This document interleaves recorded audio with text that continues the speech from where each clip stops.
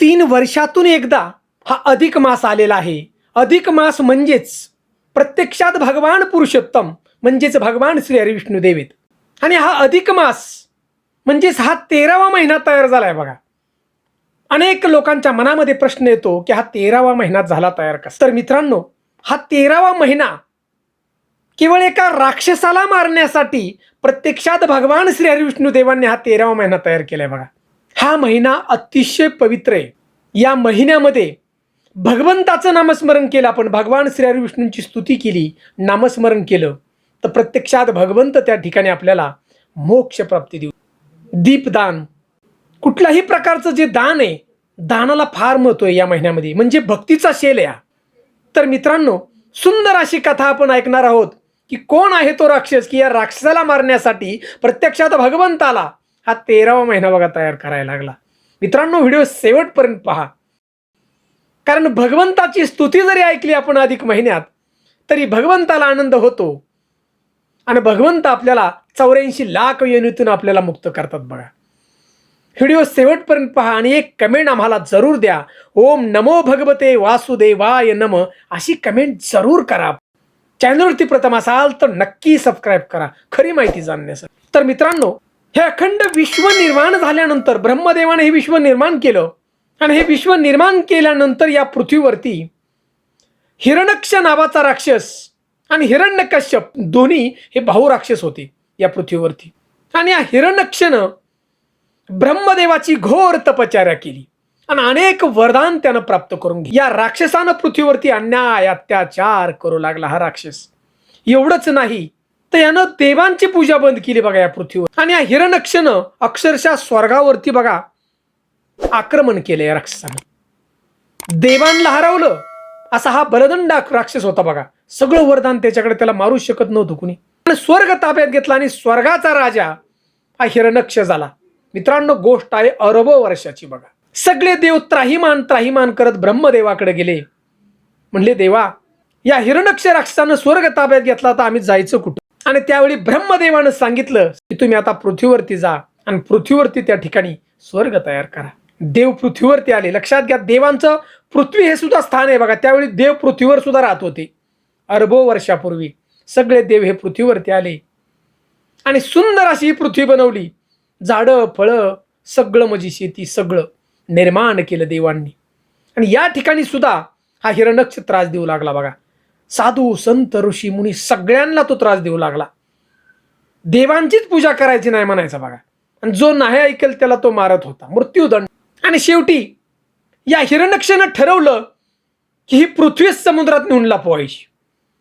आणि अक्षरशः हा हिरण्यक्षानं एवढं मोठं रूप धारण केलं की संपूर्ण पृथ्वी बघा हिरण्यक्षाने उचलली. हा संपूर्ण ग्रह उचलला आणि समुद्राच्या खाली नेऊन पृथ्वी ठेवली. आता देव सुद्धा त्याच्यामध्ये, देवांनी ही पृथ्वी वाचवण्याचा प्रयत्न करत होते. पशु पक्षी प्राणी मरू लागले त्या ठिकाणी बघा समुद्राच्या खाली. काय करावं हे कळेना. आणि प्रत्यक्षात त्या ठिकाणी बघा सगळ्या देवांनी भगवंताची प्रार्थना केली, ब्रह्मदेवाची, की देवा तुम्ही तरी काय. आणि त्यावेळी ब्रह्मदेव भगवान विष्णुदेवांच्याकडे गेले. म्हणले, देवा तुम्ही वाचवा आता पृथ्वी. आणि त्यावेळी भगवान विष्णुदेवांनं वराह अवतार त्या ठिकाणी घेतला आणि वराह अवतार घेऊन भगवंत समुद्रामध्ये गेले आणि समुद्रातून पृथ्वी बघा बाहेर काढली. आणि याच्यानंतर वराह अवताराचं रूप एवढं भयंकर होतं, मोठं. प्रत्यक्षात भगवंत त्या ठिकाणी नंतर स्वर्गामध्ये गेले आणि हिरण्यक्षाला मारला आणि स्वर्ग त्या ठिकाणी मुक्त केला, देवांना परत दिला. नंतर घटना कशी घडती पुढे बघा. या हिरण्यक्षाचा जो बाहू होता हिरण्यकश्यप, हा सुद्धा बघा भयंकर असं, याला सुद्धा वर होते. आता ह्याला राग आला, आपल्या भावाला मारले आणि भावाचा बदला घेण्यासाठी हा हिरण्यकश्यप घोर अशी तपश्चर्या करू लागला की ज्यानं शेकडो वर्ष तपश्चर्या केली. आणि शेवटी ब्रह्मदेवाला प्रसन्न करून घेतलं. ब्रह्मदेव त्या ठिकाणी आले.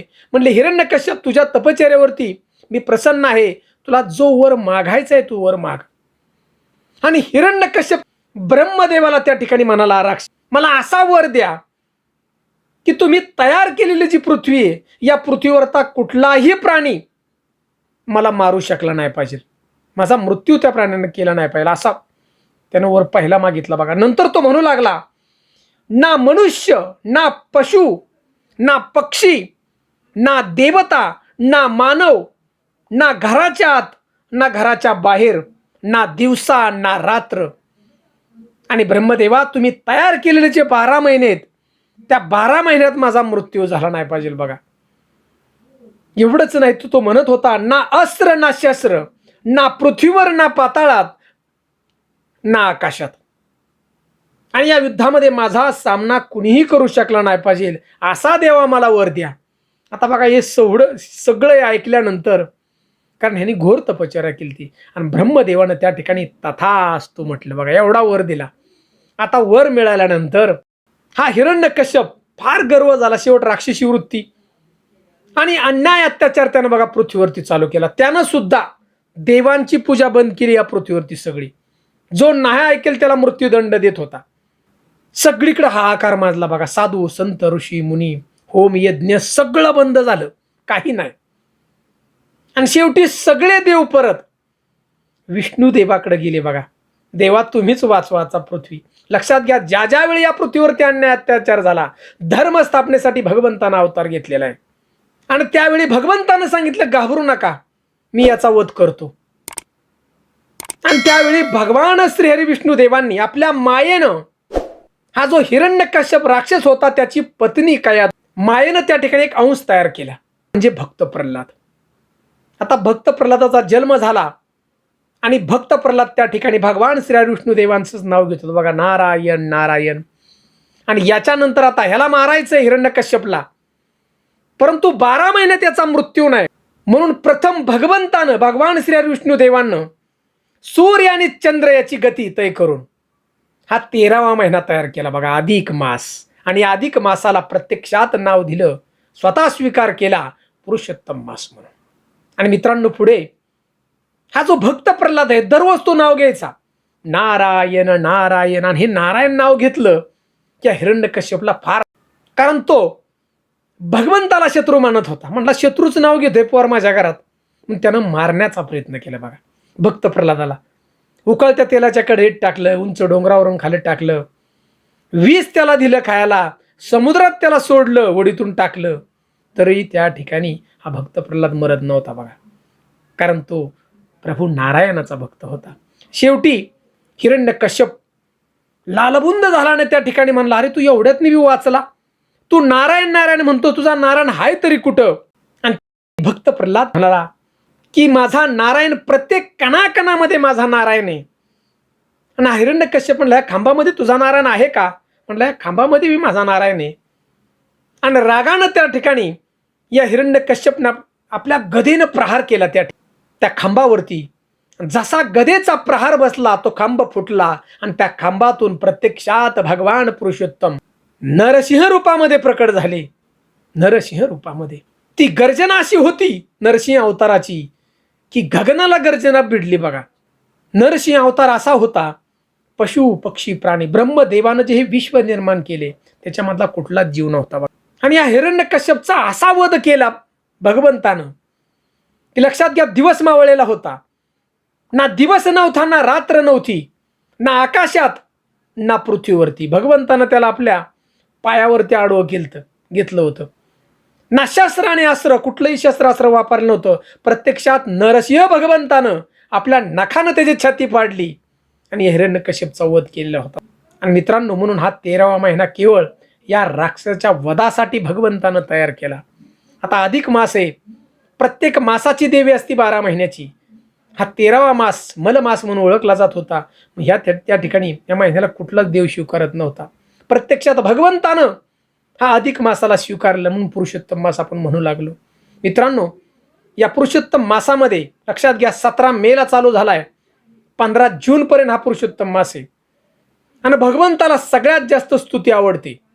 या महिन्यामध्ये केलेली भक्ती अक्षय पुण्य फळ तुम्हाला प्राप्त करून देते. अक्षय. 1 रुपया दान केला तर 10 रुपयाचं फळ तुम्हाला मिळते. घरामध्ये दीपदान जर आपण केलं, 33 दिव्यांचं आपण जर दान केलं ना, नुसतं घरापुढं लावलं, मंदिरापुढं, कुठेही आपण, म्हणजे तीर्थस्थळी, मोक्षप्राप्तीचा मार्ग मोकळा होतो. आणि सगळ्यात महत्त्वाचं मित्रांनो, या पुरुषोत्तम मासामध्ये भगवद्गीतेचा 15वा अध्याय आपण वाचायचा आहे, पुरुषोत्तम योग. हा अध्याय जर आपण वाचला, आम्ही त्या ठिकाणी चॅनलची लिंक टाकतोय, हा नुसता वाचला ना आपल्या घरामध्ये दररोज, 84 लाख योनीमधून मुक्तता होते बघा. फक्त विश्वासानं ऐका, पण वाचा. आणि मित्रांनो, अशा प्रकारे बघा या राक्षसाला मारण्यासाठी हा अधिक मास भगवंतानं तयार केला. मित्रांनो, हा भक्तीचा सेल आहे बघा. 3 वर्षातून आपल्याला आलेली संधी अजिबात सोडू नका. एक माळ तरी भगवंताचं दररोज आपण नामस्मरण करा. ओम नमो भगवते वासुदेवाय नमः. ओम नमो भगवते वासुदेवाय नमः. 108 वेळा जर नामस्मरण आपण दररोज केलं ना, तर तुमचं कल्याण आहे बघा. सगळ्या दुःखातून मुक्तता आहे तुम्हाला. मित्रांनो, सुंदर अशी माहिती आवडली तर नक्की शेअर करा. आपल्या लहान मुलांना नक्की सांगा बघा की अधिक मास म्हणजे काय. का तर नवीन पोरांना तरुण वाटते की 12 महिने आहेत कॅलेंडरवरती, हा 13वा महिना कसा तयार झाला. मित्रांनो, 13वा महिना हा प्रत्यक्षात भगवंताने तयार केला. आपल्याला समजलं असेल. ही कथा सांगा आपण थोडक्यात. ओम नमो भगवते वासुदेवाय नमः अशा आम्हाला कमेंट जरूर करा. जय हिंद, जय महाराष्ट्र.